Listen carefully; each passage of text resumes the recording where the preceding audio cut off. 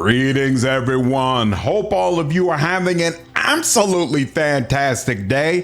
First off, let me say nobody, and I do mean nobody, is more surprised than me that Lasombra is the class that I have settled on. I did not care about this clan at all before looking at the trailer. They were not in the first Bloodlines game. I've never played them in tabletop, and to be frank, I've never really been all that interested in their history and lore. But man, there are two things in this trailer that have convinced me, unless the Toreador trailer just blows me away, Lasombra is almost certainly the clan I'll play when the game comes out. Let's go ahead and get into all the juicy details. So first, like all the other clan trailers, they show multiple scenes of you interacting with other kindred as a Lasombra. Now, the interesting thing about this is for a long time, and apparently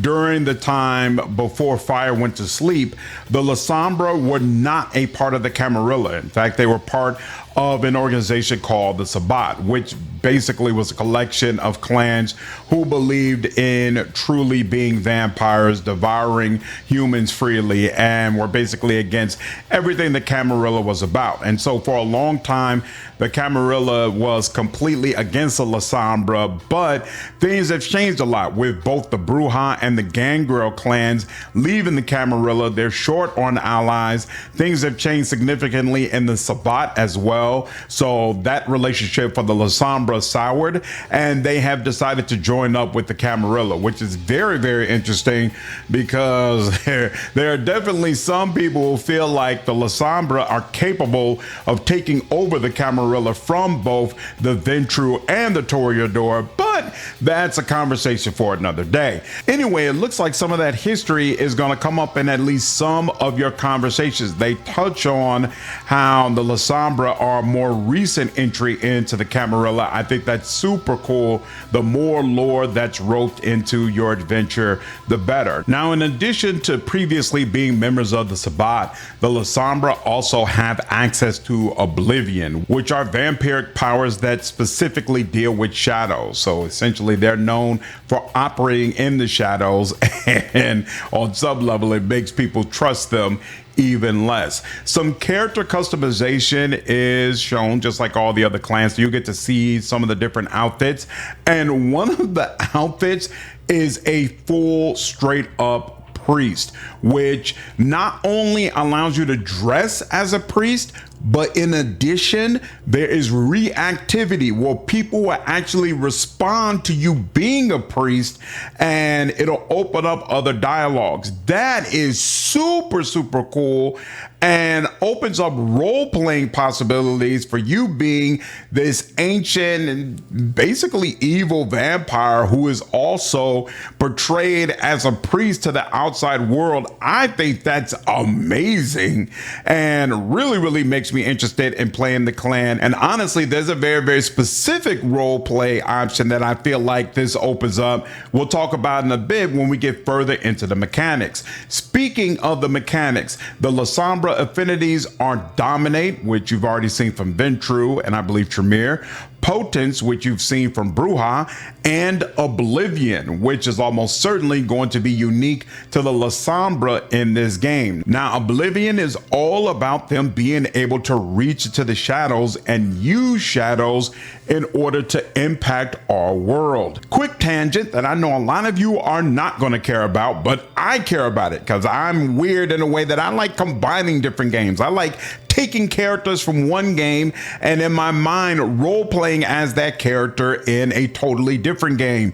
Recently, we did a live stream playthrough of Neverwinter Nights 2 Mask of the Betrayer, and a big part of that world is operating in the shadow plane and dealing with all the monsters and creatures you find there. A companion you can recruit in this plane is a creature of pure shadow called One of Many. And actually, part of what you have to do in order to recruit him is devour the priest who is guarding him. I love the idea of role-playing essentially as a future version of One of Many who is broken out of the shadow plane into a totally separate world and is now trying to adapt, presenting itself as the priest who used to guard it, while at the same time ravaging and devouring everyone who comes in contact with him.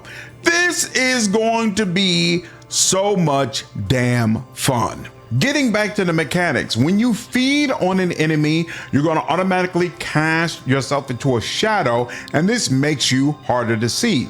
That could be interesting. And then the first ability you get access to is Arms of Ahriman, which traps your opponents in shadow to the point that they cannot move or attack. So even if they're holding a weapon, they are not able to use it. This could be a great way to shut down dangerous enemies. Next up, we have Shadow Step, which allows you to step into shadow and then emerge in the shadow of your target. I wish they demonstrated this in a way that makes it more clear. How do you determine which shadow you're going to be teleporting into? But I assume there's some way where you could just select an opponent's shadow and then allow you to teleport there. We'll see how it works when we get our hands on the game. And then next up is Glimpse of Oblivion, which causes an individual to become afraid, fleeing from their ally. So it looks like you've got two relatively good abilities you can use to shut down a particular individual and break up how many people you actually have to deal with. And then finally, you get access to Enter Oblivion. You enter a dimension where only you and those touched by your shadow exist, making it much easier for you to pick off specific people. Great, great stuff. I'm a fan. I'm convinced.